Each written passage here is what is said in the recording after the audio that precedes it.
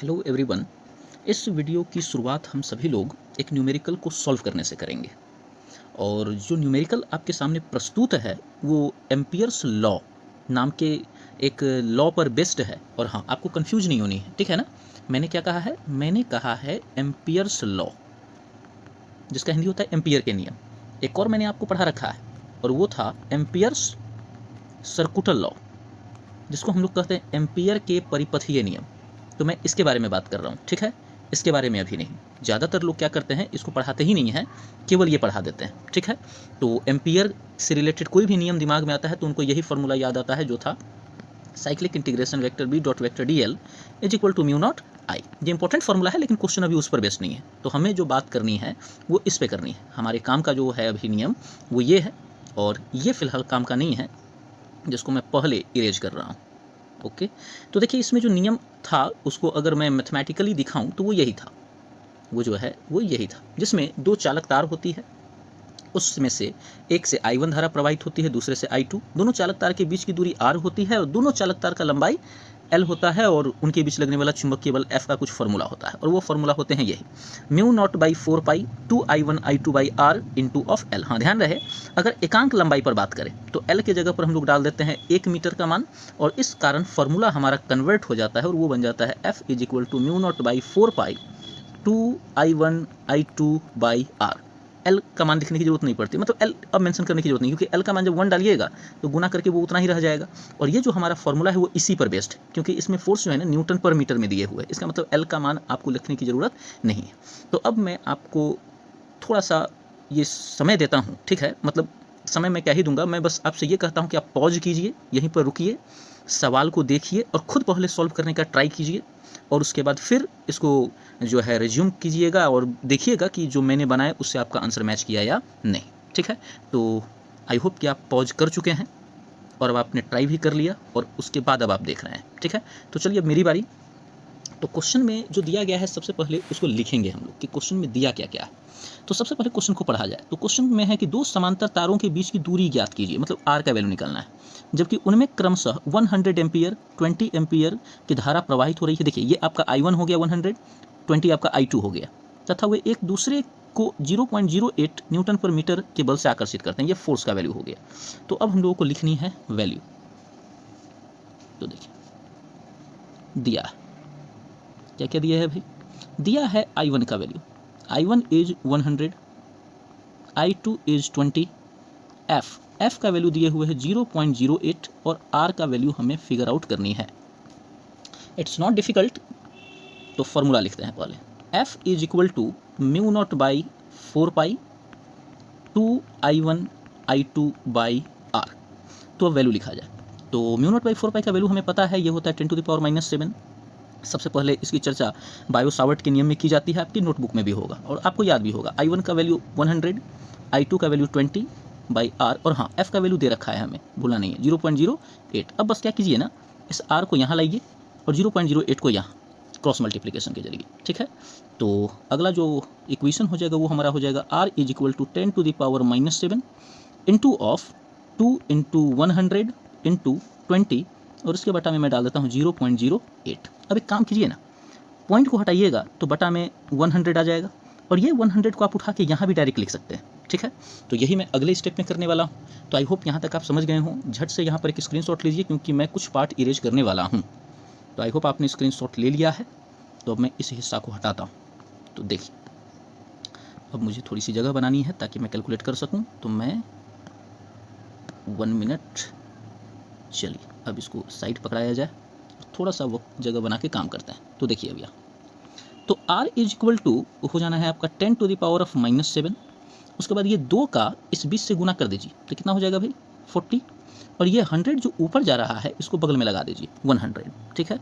अब नीचे क्या है भाई, नीचे हमारा है 8। क्या हो सकता है यहाँ से, तो 100 वैसे ऊपर एक ऑलरेडी ये था और ये 100 गया तो एक और 100 लिखनी चाहिए हमें। तो चलिए सबसे पहले 8 से 40 को काट दीजिए 5 टाइम्स, तो ये आपका हो गया 5 इंटू, अब ध्यान से देखिएगा ज़रा, यह है 10 टू द पावर -7 और ये आपका 2 है और ये 2, तो 10 का पावर 4 हो जाएगा। तो पहले मैं लिखूंगा 10 टू द पावर -7 और इन दोनों को मिला करके हो जाएगा 10 टू द पावर 4। तो ये आपका आना है 5 into 10 to the power of -3 metre. ये हमारा आंसर है। हो सकता है आंसर कुछ दूसरे तरीके से भी दे दे, जैसे इसी को लोग ऐसे भी लिख सकते हैं कि 5 लिख देंगे, लिख देंगे 10⁻⁻2 और बटा में 10 डाल देंगे और इस 10 को इसके बटा में ले आएंगे। तो ये आपका हो जाएगा 5/10 इंटू 10⁻²। 5/10 को लिख देंगे 0.5 और 10⁻² को कहते हैं सेंटी, तो ये आपका हो जाएगा 0.5 सेंटीमीटर। वो वैसे ऑप्शन के अकॉर्डिंग लोग देख लेते हैं कि हमें क्या करना सही है। और हाँ, आपको मैं फिर से बोल दूँ, इतना भी अगर आप लिख दीजिएगा तो आंसर आपका एकदम करेक्ट है, 1 नंबर भी नहीं काट सकता है शॉर्ट आंसर टाइप क्वेश्चन में।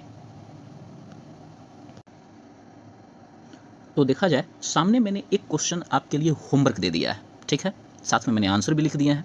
आप लोग बनाइएगा और आप लोगों का आंसर मिल जाएगा, बस आपको खुद ही समझ आ जाएगा कि आपने सही बनाया है। तो एक बार मैं क्वेश्चन को डिकोड कर दूं, वैसे कुछ डिकोड करने लायक है नहीं, बट एक बार मैं पढ़ देता हूं। तो देखिए, सवाल है कि दो समांतर तारों में जिनकी पारस्परिक दूरी 0.06 मीटर है, सिंपल शब्द में आर का वैल्यू है, ये ध्यान से सुनिएगा, आर, स्मॉल आर का वैल्यू, समान धारा एक ही दिशा में बह रही है। एक ही दिशा में बह रही है, इसका मतलब याद रखिएगा आकर्षण बल होगा, ठीक है ना, ये मैंने आपको पढ़ा रखा है। तो इतना क्लियर हो गया कि I1 और I2 दोनों का वैल्यू सेम है, तो आप इसकी जगह x मान सकते हैं, ठीक है। अब देखिए, दोनों के मध्य प्रति मीटर L का वैल्यू देखिए, 1 मीटर दे दिया, वो फॉर्मूला में जो L होता है उसकी जगह 1 लिख देने हैं। प्रति मीटर लंबाई पर लगने वाला आकर्षण बल 3 × 10⁻³ न्यूटन है, मतलब F का वैल्यू भी आपको दे रखा है। प्रत्येक तार में बहने वाली धारा का मान याद करें, वही जो x शुरू में माने होंगे कैलकुलेट कीजिएगा तो उसका वैल्यू आपको निकल के आ जाएगा 30। तो ये अब मैं आपके ऊपर छोड़ता हूँ, आप इसको कीजिए, मैं कल क्लास में आपका कॉपी में चेक करूँगा कि आपने बनाया या नहीं। दो गतिमान आवेशों के बीच चुंबकीय बल, इसके लिए फॉर्मूला देखना है, magnetic force between two moving charges. मतलब दो ठो आवेश आपको दिए हुए होगा, Q1 और Q2, और उनके वेलोसिटी भी दिए हुए रहेंगे, और साथ में आपको ये भी बोल देगा कि दोनों आवेश के बीच की दूरी क्या है, और आपको पूछेगा जाएगा कि उनके बीच लगने वाला मैग्नेटिक फोर्स क्या है। तो मैं आपको ये क्लियर करता हूँ। तो जैसे मान के चलिए यहाँ पर एक आवेश है Q1, दूसरा आवेश यहाँ होगा Q2, ठीक है, और इसको मैं ऐसा सर्कुलर फॉर्म दे देता हूँ, और ये दोनों के दोनों मूव कर रहे हैं, ये ऐसे मूव कर रहा है, ये भी ऐसे मूव कर रहे हैं। इसका वेलोसिटी है V1, इसके हैं V2, और इस तरीके से ये आगे मूव कर रहे हैं, ये भी, और दोनों के बीच का दूरी दिए हुए रहेगा आपको R, ये भी क्लियर हो गया। और आपसे कहा जाएगा कि इन दोनों के बीच लगने वाला चुंबकीय बल बताइए। अत्यंत आसान है, जैसे चालक तार में किए थे, जैसे जस्ट अभी जो न्यूमेरिकल और बना रहे हैं उसी से मिलता जुलता फॉर्मूला है, एकदम इजीली मैं सॉल्व कर दूंगा, आप ध्यान से देखते रहिए, ठीक है। तो ये काम कैसे करता है ये समझिए। अब मैं जो कुछ करने वाला हूँ वो आपका देखा हुआ लगेगा। तो देखिए, ये Q1 जो चार्ज है, जब ये गति करेगा तो इसका अपना एक मैग्नेटिक फील्ड क्रिएट होगा, और इसी मैग्नेटिक फील्ड के अंदर ये Q2 शामिल होगा, ये Q1 के कारण है, ठीक है। अब वैसे ही Q2 जो है ये भी तो अपना एक मैग्नेटिक फील्ड क्रिएट करेगा, और Q2 का जो मैग्नेटिक फील्ड है उसके अंदर Q1 का थोड़ा हिस्सा आ रहा होगा। ऐसा याद कीजिए, हम लोग पिछले क्लास में जस्ट किए हैं, सेम टू सेम। इसका मतलब Q1 के मैग्नेटिक फील्ड में Q2 है, ध्यान दीजिएगा, ठीक है। ये अभी मैं रफ कर रहा हूँ, ठीक है ना। Q1 के मैग्नेटिक फील्ड में Q2, मतलब B1 जो है वो Q2 पर लग रहा होगा, और Q2 के मैग्नेटिक फील्ड में Q1, मतलब B2 जो है वो Q1 पर लग रहा होगा। ये बात आपको ध्यान रखनी है, ठीक है। तो जो मैंने बाद में लिखी उसको मैं रफ कर देता हूँ, इसको नोट डाउन नहीं करनी है, ठीक है। हाँ, इतना फोटो उतारना होगा आपको कम से कम, ठीक है। तो अब देखिए मैं लिखने वाला क्या हूँ, इससे आप रिलेटेबल महसूस कीजिएगा। तो आप बस ये पता करो Q1 के कारण कितना चुंबकीय क्षेत्र उत्पन्न हो रहा है। तो सबसे पहले तो कुछ बातें जो है मानने वाला प्रक्रिया वो मैं कर लेता हूँ। तो चलिए मैं लिख देता हूँ इस बात को। तो वो है, माना कि Q1 व Q2 क्रमशः V1 व V2 से गतिमान है, जो एक दूसरे से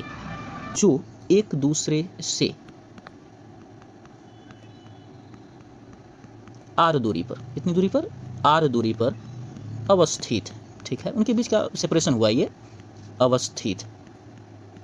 और लास्ट लाइन जैसा कि चित्र में दिखाया गया है। शॉर्ट में इससे बेटर इंट्रो नहीं होता है, और उसके बाद आपको पूर्ण विराम नहीं देनी होती है, एक डैश दे देना होता है। उसके बाद आप कैलकुलेशन करेंगे, ठीक है।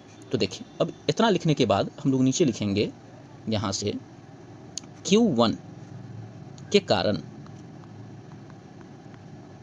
चुंबकीय क्षेत्र, इसके कारण तो मैंने पढ़ा रखा है ये कि Q1 के कारण चुंबकीय क्षेत्र क्या होता है। जैसे लिखूंगा आपको याद आ जाएगा। तो Q1 के कारण B1 से डिनोट कर दीजिए, ये आपका हो गया μ0/2 4 pi Q1 V1 by R square. ये मैंने पढ़ा रखा है, आप नोटबुक चेक कीजिए, आपको मिल जाएगा ये। फाइन। अब आपको पता है कि ये B1 किस पर लग रहा होगा, Q2 पर, ठीक है। तो अब मैं B1 के सहायता से Q2 पर लगने वाला चुंबकीय बल निकाल लेता हूँ। तो अब लिखूंगा मैं, इसीलिए Q2 के द्वारा अनुभव चुंबकीय बल, Q2 के द्वारा अनुभव चुंबकीय बल। तो क्या होगा भाई, ये जो आपका होगा ये आपका हो जाना, अच्छा सॉरी, चुंबकीय बल है तो हम लिखेंगे F, ठीक है। और इसका मान लिखेंगे Q भी साइन थीटा एक पर है थे। थीटा लिखने की जरूरत नहीं है, बिकॉज यहाँ 90 डिग्री का ही एंगल बन रहा है। देखिए यहाँ कोई भी देखेगा तो बोलेगा कि ये क्या है, 90 डिग्री ही है, तो थीटा मत लिखिए। अब Q2 के बारे में बात चली है तो Q2 लिख दीजिए यहाँ, Q2 के वेलोसिटी V2, और Q2 किसके मैग्नेटिक फील्ड में है, Q1 के, तो यहाँ 1 लिखनी पड़ेगी, ठीक है। अब आप बस वैल्यू सब डालिए, सिंप्लीफाई कीजिए, काम खत्म है। Q2 V2 V1 का वैल्यू ये देखिए इक्वेशन 1 में है, तो वो क्या है भाई, μ0 by 4 pi Q1 V1 by R square. कोई बोलेगा कि कहाँ से आ गया, तो बोल दीजिए कि भैया ये बाई इक्वेशन 1 इसका सोर्स है। अब आप इसके नीचे बढ़िएगा, फाइन, चलिए इसी को नीचे खसका देते हैं। तो आपका फॉर्मूला बन जाएगा F बराबर μ0 बाई 4 पाई, और उसके बाद इसको लिख दीजिए बगल में Q1 Q2 V1 और V2 और बटा में आर स्क्वायर। बस कुछ नहीं किया गया है, इस Q2 को बस Q1 के पास कर दिए और V1 को V2 के पास। तो आई होप आपको ये बात समझ में आ गई होगी। तो ये निकल गया हम लोगों का फाइनल रिजल्ट, क्या निकल गया, फाइनल रिजल्ट। अब कुछ कुछ केसेस हैं उसके ऊपर काम करता है, जैसे आपसे ज़्यादातर केस में मान के चलिए ना कि आपके बोर्ड के लिए तो मैं कहूँगा 100% केस में आपको जो दी जाएगी क्वेश्चन, उसमें वेलोसिटी दोनों का सेम ही कर देगा। तो वैसे केस में क्या होगा, तो V1 और V2 सेम हो जाना है। तो ध्यान दीजिएगा, मैं केसेस बना देता हूँ, ठीक है, नीचे, कि यदि V1 is equal to V2, तो आप इन दोनों को V मान लेना, डायरेक्ट V। तो अब फॉर्मूला चेंज हो जाएगा।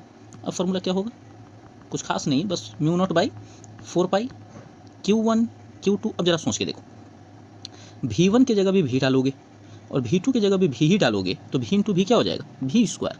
तो V स्क्वायर और बटा में आर स्क्वायर, ये आपका फाइनलाइज फार्मूला निकला। तो आई होप आपको ये बात अच्छे से समझ में आ गई होगी। अब बात करते हैं मैग्नेटिक मोमेंट के बारे में, बहुत ही इंपॉर्टेंट टॉपिक है, इस पर कुछ न्यूमेरिकल भी हम लोग करेंगे। तो समझते हैं ये होता क्या है। तो देखिए बड़ा सिंपल सा बात है, मान के चलिए कि आपके पास एक लूप है और वो मान के चलते हैं कि इस आकार का है, ठीक है, और इसका एरिया दे दिया आपको A, और बोल रहा है कि इसमें हम सेल वेल लगा के इससे धारा का भी प्रवाह करवा रहे हैं, और वो धारा का मान है I। तो बताओ इसका चुंबकीय आघूर्ण क्या होगा। तो बड़ा सिंपल सा काम करना है, आपको सबसे पहले बोलना है सामने वाले को कि सुन भैया, चुंबकीय आघूर्ण को पहले डिनोट करते हैं M से, और चुंबकीय आघूर्ण का मान जो होता है वो करंट I और क्षेत्रफल A का गुना के बराबर होता है, मतलब I इंटू में A। मतलब चुंबकीय आघूर्ण अगर आपसे कोई पूछे तो वो M बराबर होता है IA, दैट्स इट, यही है। मतलब अगर आपको मान के चलिए कि एक आयत टाइप का दे दिया, इसका लंबाई इधर 2 दे दिया, इधर आपको 5 मीटर लंबाई दे दिया, और आपसे कह दिया गया कि हाँ देखो भाई यहाँ पर एक सेल था, थोड़ा जूम कर देता हूँ मैं, और ये प्लस है और ये माइनस, और यहाँ पर जो करंट का फ्लो हो रहा है वो है 2 एम्पियर। बता दीजिए चुंबकीय आघूर्ण M का वैल्यू क्या होगा। तो आपको कुछ नहीं करनी है, बड़ी सिंपल सी काम करनी है। आपको बोलना है कि M इज इक्वल टू होता है IA, और करंट का फ्लो लिख दीजिए 2, और A मतलब क्षेत्रफल। तो आयत है तो आयत का क्षेत्रफल क्या होता है, लंबाई गुना में चौड़ाई, तो 2 इंटू 5 क्या हो जाएगा, 10, तो आंसर आ जाएगा 20। तो यही होता है चुंबकीय आघूर्ण। तनाव मत लीजिए, मैं बहुत ईजी वे में आपको क्वेश्चन बना करके आपको दिखा दूंगा, अच्छे से समझ में आ जाएगा। तो आई होप आपको ये रफली समझ में आया हो कि मैं बोलना क्या चाह रहा हूँ। अब इसको सही तरीक़ा से लिखा जाए और परिभाषा और सब को जो है यहाँ पे लगाते हैं। तो देखिए चुंबकीय आघूर्ण का डिफिनीशन होता क्या है, तो बड़ा सिंपल सा डिफिनीशन मैं लिख देता हूँ। तो देखिए किसी लूप के लिए उसके क्षेत्रफल एवं उससे प्रवाहित धारा के गुणनफल को क्या कहा जाता है, चुंबकीय आघूर्ण कहा जाता है। मैं थोड़ा फास्ट लिख रहा हूँ जानबूझ करके, आपको आई थिंक समझ में आ रहा होगा कि मैं लिख क्या रहा हूँ, और वैसे मैं बोल तो रहा ही हूँ, तो आप क्लियरली समझ पा रहे होंगे।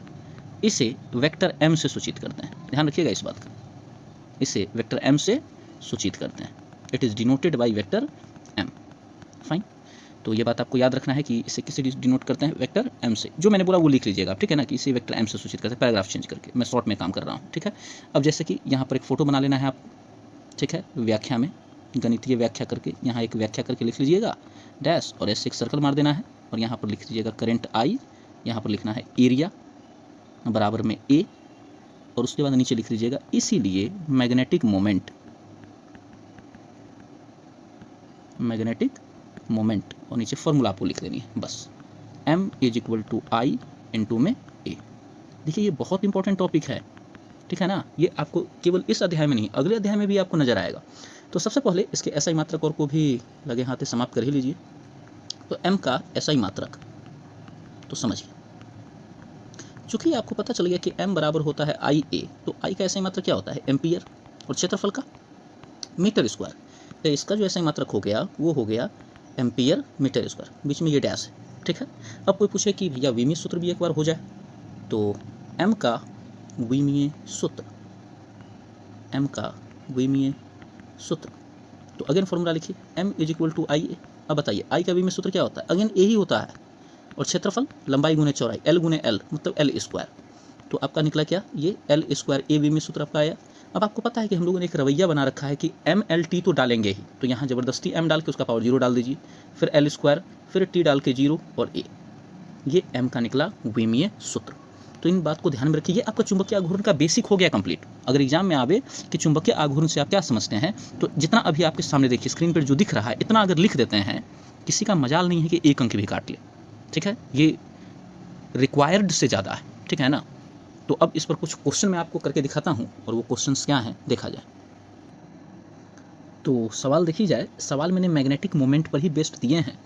तो सवाल है कि चुंबकीय आघूर्ण निकालना है, फाइंड मैग्नेटिक मोमेंट, ये हमारा क्वेश्चन है। और सबसे पहला क्वेश्चन जो है एक मैं बनाऊंगा, और जानबूझ के मैं सबसे आसान बना रहा हूँ, और आपको ये तीनों क्वेश्चन बचा हुआ आपको घर से बना के लानी है। और हाँ, कुछ लोग तो जस्ट क्वेश्चन देख के ही आंसर भी बोल दिए होंगे, मुझे पता है, लेकिन हाँ एक बार देख लीजिए कैसे बनाना है। वैसे मैंने अभी जस्ट रफ में सेम टू सेम इसी टाइप का एक क्वेश्चन किया था, तो देखिए जाए। मैं क्वेश्चन नंबर 1 बना रहा हूँ, ठीक है, बाकी क्वेश्चन बना लीजिएगा, कल मैं क्लास में चेक कर दूंगा कि किनका क्या है। तो सबसे पहले गिवन में दिया है करके आपको लिखना पड़ेगा आई का वैल्यू, करंट का वैल्यू क्या दिए हुए है भाई 3 एम्पियर, फाइन। उसके बाद क्षेत्रफल क्या होता है, लंबाई गुने चौड़ाई। तो ये आपका लंबाई है, ये 3 और 1 है, तो यहाँ पर आप लंबाई गुने चौड़ाई के लिए 3 गुने 1 कर लीजिए, जो कि 3 आ गया। अब हम लोग लगाएंगे फॉर्मूला कि चूंकि हमें पता है चुंबकीय आघूर्ण m बराबर होता है आई ए। अब बस वैल्यू डालिए, आई का वैल्यू 3, एरिया का value 3, answer 9 ampere metre square. अत्यंत आसान टॉपिक है, इजीली समझ में आ भी गया होगा। बस देखिए आपको करनी क्या है, वैसे आप स्क्रीनशॉट ले सकते हैं यहीं पे। अब देखिए, चलिए क्वेश्चन फिर से मैं देखता हूँ। अब दूसरा सवाल देखिए, मैं हिंट्स दे देता हूँ सबका। ये सर्कल है तो सर्कल का एरिया लगा दीजिएगा। फिर इसमें आप देखिए तीसरा नंबर सवाल जो है, इसमें आपको एक यहाँ पे आयत नज़र आ रहा होगा, ये देखिए ये वाला, सॉरी आयत नहीं, ये वर्ग ही है, क्योंकि इसका लंबाई और चौड़ाई सेम है, ठीक है। तो पहले ये वर्ग का निकाल लीजिएगा, फिर ये त्रिभुज का निकाल लीजिएगा ऊपर में जो है, और दोनों को ऐड करके टोटल एरिया हो गया। करंट आपको दिए ही हुए है, काम खत्म हो जाना है। फिर जो चौथा है, ये आपका एक समकोण नहीं, समबाहु त्रिभुज। कौन सा त्रिभुज है ये, समबाहु त्रिभुज। कैसे पता चला, क्योंकि सारा एंगल 60 डिग्री है, इसका मतलब प्रत्येक भुजा भी आपस में बराबर होगी। तो समबाहु त्रिभुज का क्षेत्रफल फॉर्मूला लगा करके आप कर लीजिएगा, और करंट इसमें भी दिया हुआ है। एक जो चीज़ मैं आपको दिखाना चाहता हूँ वो ये कि देखिए ज़रा आप गौर करें, तो जैसे पहला फोटो जो है ये वाला, इसमें अगर देखें तो कहीं बैटरी है ही नहीं, ठीक है। दूसरा फोटो में भी नहीं है, तीसरा फोटो में है, और चौथा फोटो में नहीं है। तो ये क्या हो रहा है अभी। और अगर आप दिमाग ज़्यादा लगाए तो आपको पता चलेगा कि तीसरा क्वेश्चन ही ज़्यादा सही लग रहा है, क्योंकि करंट अगर प्रवाहित हो रही है तो सेल तो होना चाहिए। तो बिल्कुल आप सही बोल रहे हैं, आप सही सोच रहे हैं, लेकिन आप ये जान के रहिए कि वो फोटो में सेल दे भी सकता है और नहीं भी। तो इसलिए मैंने जानबूझ करके सेल दिए ही नहीं। ऐसा नहीं कि मुझसे छूट गया, मैं दे सकता था, लेकिन मैंने दिए नहीं, क्योंकि आपके परीक्षा में भी ऐसा ही होगा। वो केवल आई का वैल्यू दे देगा, वो सोर्स बताने उताने वाला नहीं है कि कैसे क्या हुआ, ठीक है। तो आई होप आपको ये बात समझ में आ गई होगी, और ये मैग्नेटिक मोमेंट हुआ समाप्त। अगले दिन फिर जो बातचीत हम लोग करेंगे वो अगले टॉपिक पर होगा, और आज के लिए इतना ही। आप इसको रिवाइज कीजिए, प्रैक्टिस कीजिए, कल इस पर बात की जाएगी।